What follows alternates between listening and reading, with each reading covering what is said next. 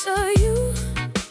Welcome back, my sweet niblets, to I Sang You In. It's your girl, Romantic, bringing you another bite of magic, mystery, and maybe a little trouble. So, settle in, get comfortable, and let's pick up exactly where we left off. Episode 2. I Call You In. Last we saw Junie, the rain-soaked heartbreak, the car, the cabin, the question. What now? Here's the thing about doors. Sometimes you open them yourself. Sometimes the universe shoves them wide, and you're left blinking in the fallout, mascara smudged and clutching a fistful of hope. Or a special brownie. Junie's about to find out which kind this is. She stumbles in, leaving a trail of water and regret on Aunt Glow's polished floors. The air inside, cedar, old books, and a scent like the first breath of summer after a thunderstorm. It's nostalgia, heady and wordless, clinging to the walls. You know it, that echo of happiness, lived in and hidden beneath the dust. Priority check. She's not going to marinate in wet denim and unmet expectations. She's a grown woman, after all. And even if her standards are buried under tonight's wreckage, they're still hers. Clothes off, jeans and shirt hitting the floor like a second skin she's desperate to shed. Practical, not pretty, nothing like the dinner dress she'd once pictured for tonight. Straight to the shower. Heat, steam, lavender curling up in clouds. A shower for more than mud and misery. It scrubs at the day itself. After, she finds the robe, emerald silk, barely there, meant for being admired. Now it clings to her like a dare. In the fogged mirror, Junie takes a long look. She's heartbreak and resilience in one package. Mascara tracing the ruins. Hair wild, no audience but herself. Well, She tells her reflection. Darius is an idiot. You look incredible. His loss. It's bluster, but sometimes bluffing is survival. Downstairs, the kitchenette is a capsule of what might have been. Last night, she'd stacked it with date night supplies. Tonight, she's left with silence and a break glass in case of heartbreak container from Simone. Special brownies Simone had said, wicked grin flashing. for emergencies or Tuesdays. I'm not judging, Junie. She stares at the container. This is definitely an emergency. The kind where your boyfriend detonates your life in the bar hallway and you don't even get a decent goodbye. She tears off a brownie corner. Simone's last batch nearly took down a birthday party, so she shows respect. Kettle on, chamomile, the color of calm, the opposite of tonight. 20 minutes later, she's armored in green silk, tea steaming in her hands, the taste of chocolate and defiance on her tongue. She collapses onto the faded sofa, determined to manufacture peace with nothing but willpower and sugar. Outside, the rain retreats to a hush. Inside, quiet settles over her like a blanket, and for the first time all day, Junie lets go. Suddenly, a memory unspools. Not Darius, not the band, but this cabin as it was. She's 12 again, sprawled on the rug while Aunt Glow jazzes up the piano. Her parents in the kitchen debating barbecue sauce like the fate of the world hangs on it. Laughter, off-key harmonies, her dad's clumsy bass notes, her mom's voice twining deliberately wrong. A chorus loud enough for the woods to eavesdrop. She'd forgotten this, forgotten herself. We get so busy patching our lives together, we lose sight of where the seams began. The piano draws her. Her aunt's old upright, more personality than instrument, perched beside a stack of paperback romances. The stories where dukes hide gold hearts and heroines never have a hair out of place, even mid-chaos. She remembers a conversation with Simone last month, sprawled on Junie's couch with takeout containers between them. I wish I had a rich aunt who'd hand me a cabin.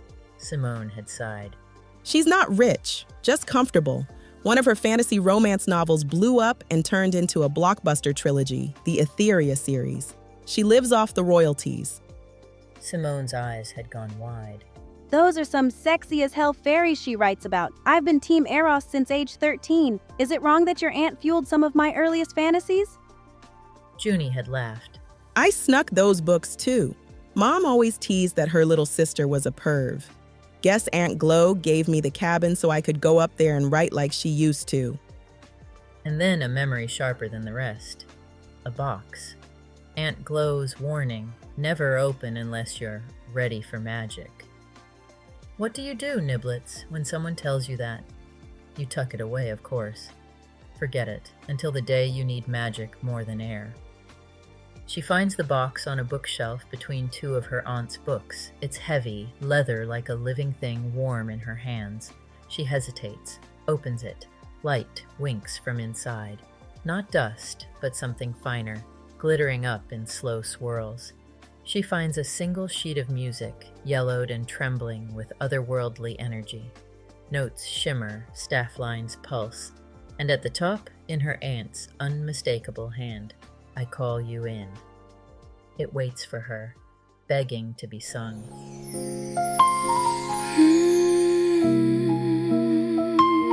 I call you in.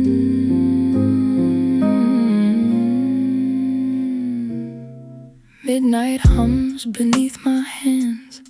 Candles learn to breathe again.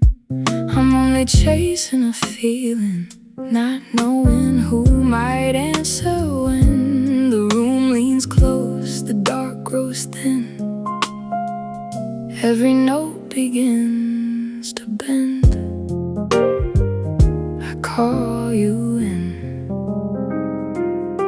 There's a warmth in the air tonight, like a promise slipping in. I don't know your name or face, just the feel of something drawing me in. I call you in, don't make a sound. Cross the edge where worlds grow thin. I'm dreaming of the feel of your skin, like you've already been within. If you hear this, don't resist. Let the night decide when I call you in.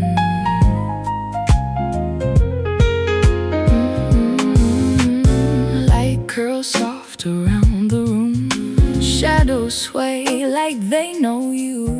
Every breath I didn't plan starts spelling something true. I don't mean to open doors, but the music always wins. There's a spark I can't ignore, something ancient, something new. One wing's magical in the dark, beating just to lead you through. I call you in through velvet air, through every rule I didn't know. Bring within the sensual, let the slowest moments grow. If you're listening, don't pretend. This is more than sound I send. I call you in.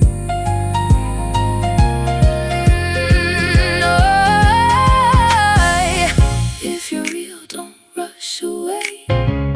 If you're myth, then stay the same. I don't need to understand why your presence knows my name. Hold me in your arms tonight, just until the morning breaks. If this is wrong, don't tell me yet. Some spells are worth the risk we take. I only meant to play a song, but now you're here and I call you in.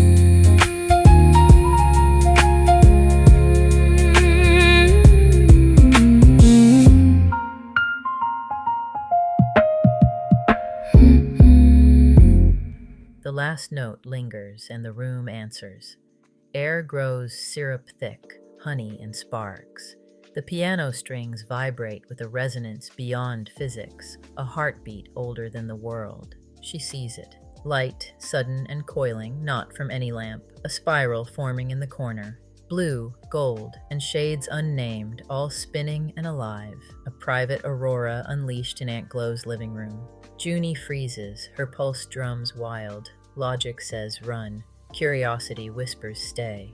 She wonders if Simone's brownies have gone weaponized, but the song isn't done, and neither is the magic. Her fingers, as if commanded, press the final chords. The light bursts outward, then contracts. sculpting itself into a glowing portal, monolithic, opalescent, impossible, the kind that dares you to regret every step and every bite of brownie that landed you here, silk robe and all. Beyond it, moonlight on stone, jasmine in the air, and a silhouette turning a figure in shadow, with wings. What the actual... Light swallows everything. Junie shields her face. The floor hums beneath her, a choir of wood and memory. For one breathless beat, she feels it, a connection to something vast, ancient, and intimately aware of her, the universe, sweeping her into its arms. Then silence. The heavy kind when you know something's coming. You just don't know what. The glow trembles. Junie freezes, because someone is stepping through.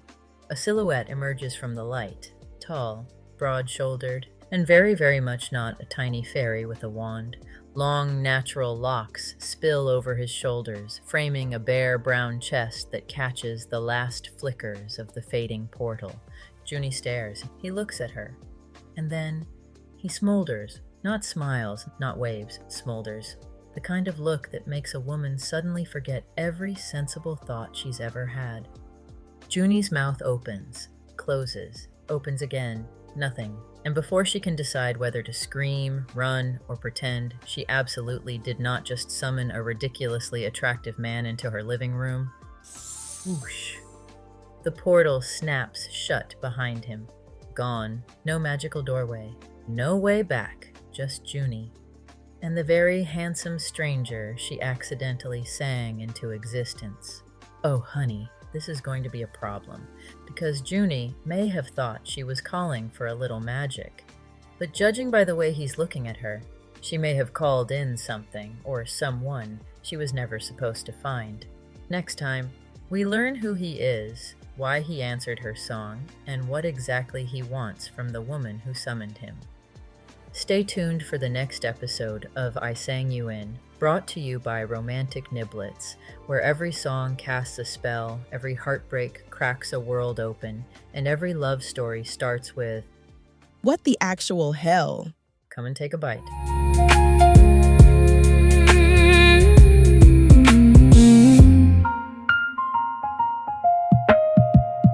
Mm-hmm.